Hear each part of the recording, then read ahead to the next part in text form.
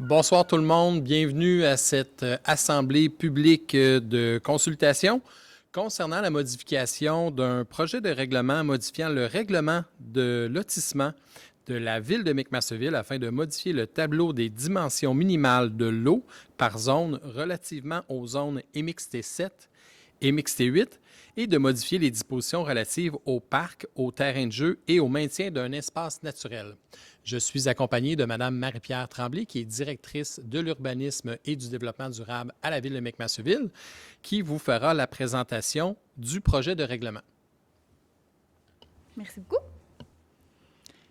Donc, au cours de la présentation, on va traiter de la situation actuelle de la réglementation, des objectifs et des contenus du projet de règlement, des étapes qui vont mener à l'adoption du règlement et du processus d'approbation référendaire. Donc, il y a 3 principaux sujets qui sont traités dans ce projet de règlement: la dénomination de la ville de McMasterville et le passage du code municipal vers la loi sur les cités et villes, les dimensions minimales de l'eau desservie pour les zones MXT7 et MXT8 et les contributions pour fin de parc, de terrain de jeu ou pour le maintien d'un espace naturel. Au niveau de la dénomination de McMasterville, en 2023, on est devenu la ville de McMasterville. Auparavant, on était la municipalité. Donc, à tous les endroits du règlement où est-ce que c'est écrit municipalité de McMasterville ou aux endroits où on parle de la municipalité en référant à McMasterville, on va changer le mot pour le mot ville. Donc, c'est les articles 1 et 2 du projet de règlement qui vont traiter de ce sujet. Aussi, l'article 3 mentionne qu'on va amender maintenant le règlement, donc le modifier, en fonction des normes qui sont prévues à la loi sur les cités et villes plutôt que celles du code municipal. Au niveau des dimensions minimales de l'eau desservie, actuellement, il y a la zone MXT7 qui se situe proche de l'intersection Bernard-Pilon et Chemin du Richelieu, qui a été créée en 2018-2019. Lorsqu'on a créé cette zone-là, on a inséré les normes de lotissement dans la grille de zonage, donc dans la grille des usages et des normes du règlement de zonage. Par contre, on a omis de aussi les ajouter au règlement sur le lotissement, donc on vient corriger cette situation-là. À l'article 4, on vient donc ajouter les dimensions minimales de l'eau pour la zone MXT7. On ne modifie pas les normes toutefois, là, donc ça demeure les mêmes qui s'appliquaient déjà au zonage. Vous les voyez à l'écran. Il y a malheureusement une petite coquille qui s'est glissée dans le projet de règlement. On a répété là, 2 fois habitation multifamiliale isolée de 4 à 8 logements. La deuxième fois, on aurait dû lire 9 à 16 logements. C'est un élément qui va être corrigé dans la version pour adoption du règlement. Donc, je tenais à le mentionner.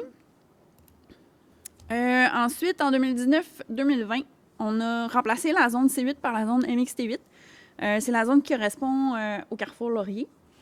Dans le fond, on a donc remplacé la grille de zonage dans le règlement de zonage. Malheureusement, on a omis de remplacer le numéro de zone C8 par MXT8 dans le règlement de lotissement. Donc, on vient corriger cette situation-là. Les normes demeurent les mêmes. Maintenant, au sujet de la contribution pour fin de parc, de terrain de jeu ou pour le maintien d'un espace naturel, à la base, la contribution pour fin de parc, c'est une condition qui s'applique à l'approbation des opérations cadastrales. Par exemple, la création de nouveaux lots. Il s'agit d'un versement de 10 % de la valeur d'un terrain en argent ou d'une cession de terrain qui équivaut à 10 % de la superficie de terrain ou encore une partie en argent, une partie en cession de terrain, en autant que ça ne dépasse pas les 10 %. Donc, la réglementation actuelle stipule que toute cession ou tout versement qui a été fait à l'occasion d'une opération cadastrale antérieure concernant toute ou partie du site sera déduit du calcul de la valeur du paiement ou de la superficie à céder pour fin de parc, terrain de jeu ou pour le maintien d'un espace naturel. Donc, quand il y a une nouvelle opération cadastrale, on tient compte des versements qui ont déjà été faits auparavant. On vient préciser à l'article 5 du projet de règlement que la Ville peut exiger des contributions successives. Donc, on tient compte des contributions qui ont déjà été faites, mais on peut en exiger de nouvelles éventuellement plus tard. Il y a aussi actuellement dans la réglementation des exceptions. Donc, il y a certains cas pour lesquels on peut faire une opération cadastrale sans qu'il y ait de contribution pour fin de parc, terrain de jeu et maintien d'un espace naturel qui soit à payer. ou à céder de terrain. Par exemple, si on annule une opération cadastrale, si on fait une correction ou on remplace un numéro de lot, il n'y a pas de frais à payer ou de terrain à céder dans ce cas-là. Si on fait actuellement une opération cadastrale qui vise un terrain de moins que 80 000 m² sur lequel une cession ou un paiement a déjà été fait, à ce moment-là, il n'y avait pas de nouvelles cessions ou de nouvelles contributions à faire. Aussi, là, je ne vais pas toutes les mentionner, mais à titre d'exemple, là, une opération qui vise un cadastre vertical pour la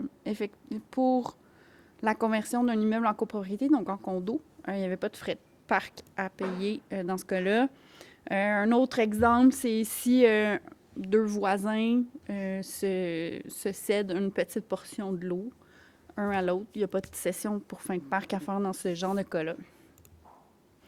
Donc, dans le projet de règlement, on vient abroger, donc on enlève l'exception au sujet des terrains de moins de 80 000 m² sur lesquels une cession a déjà été faite. Donc, à ce moment-là, il pourrait y avoir des nouvelles contributions qui seront à céder s'il y a des nouvelles opérations cadastrales qui concernent un même site. On ajoute aussi une exception concernant les opérations cadastrales qui visent un cadastre horizontal effectué pour la conversion d'un immeuble en copropriété divise, donc en condo, encore une fois. Donc, ça fait le tour des objectifs et des modifications qui sont apportées par ce projet de règlement-là. Au niveau du processus d'adoption du règlement, les prochaines étapes du processus, ça va être l'analyse des questions et des commentaires qui auront été reçus, la transmission des commentaires aux membres du conseil. On va ajuster le règlement si nécessaire. Ensuite, le conseil municipal pourra procéder à l'adoption du règlement. Par la suite, on va envoyer le règlement à la MRC de la Vallée du Richelieu qui va l'analyser et qui va émettre un certificat de conformité s'il est conforme au schéma d'aménagement de la MRC. Puis le règlement va entrer en vigueur. Les dispositions du règlement ne sont pas susceptibles d'approbation référendaire. Donc, voilà.